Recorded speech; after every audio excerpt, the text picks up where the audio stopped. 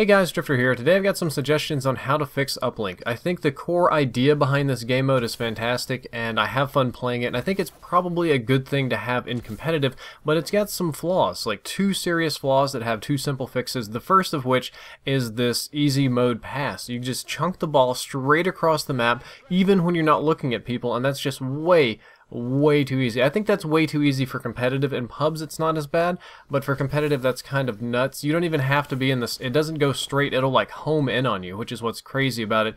And both of my fixes have to do with both of these problems that I'm going to show you that we're kind of going over right now. And again, you don't have to look at them. You can throw it sideways and Cross can run away from it on the other side of the map and you can't avoid it. The only way to avoid it is do what I'm about to do. You jump and he'll throw, and when you break sight lines, when you walk around a corner, it'll hit the object in the way. But if you don't do that, it's still going to work fine. I can jump and spin and chunk and pass and keep going, and it goes all the way across the map. And you can do this on any map, which is why a lot of the competitive players chose maps that were kind of broken up, that didn't have a lot of long sight lines like that, because otherwise you just run trains on people and it's bananas. Right then I just looked straight up and I threw it and it went straight to him. And about running trains, I've got some gameplay I'll show you near the end of this video, but here's something you can do. Cross is going to stand really close to the enemy goal. I'm going to be all the way over here on the other side of the map in my goal. I can look straight at him, chunk the ball, or do the pass option because it's like a laser guided missile, and he pretty much has a free point. Another interesting way this can be abused that I haven't seen many people do, but you can do, is since it has infinite range, if somebody stands behind the goal, no matter how far away they are, and you throw it to them, it'll go through the goal and you don't really even have to aim it. Like, you don't have to worry about the arc or anything.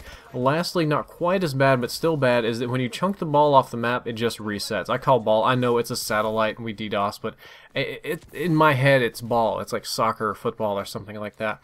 You know, American football we'll say, and proper football, but you just chunk it off the map and it resets to absolutely no penalty. So if they're in your base and you're kind of worried and they've got you spawn killed, if you can touch the ball for just a quarter of a second and throw it off the map, you win. So my two fixes are going to be, and I'll tell you these while I show you some gameplay of me and Cross abusing the ever-living crap out of problem number one. We get a 50-second win here, which is pretty cool.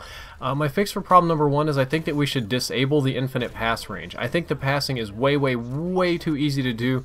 It's way too easy to abuse, and I get that, you know, passing is very hard when you have to guess the arc and you can't do that, but I think the infinite range is too strong. I think we need to scale the range back, or make it to where the radius isn't as big, or maybe it goes in a straight line but it doesn't like laser seek people or something. That needs to be nerfed. That is too ridiculous, and especially like an MLG or whatever. I know you're going to get to see some really crazy stuff with that later this year.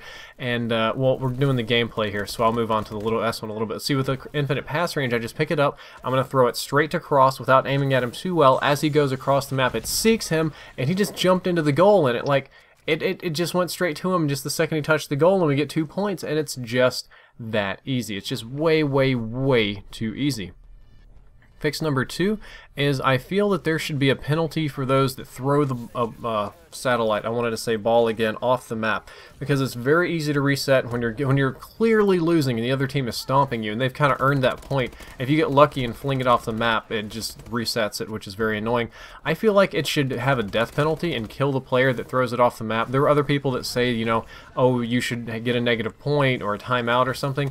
I think if you want to chunk it off the map and reset it, that's fine. That's a reasonable strategy, but there has to be some kind of trade-off there other than the fact that, you know, you have to walk a couple feet to go get it.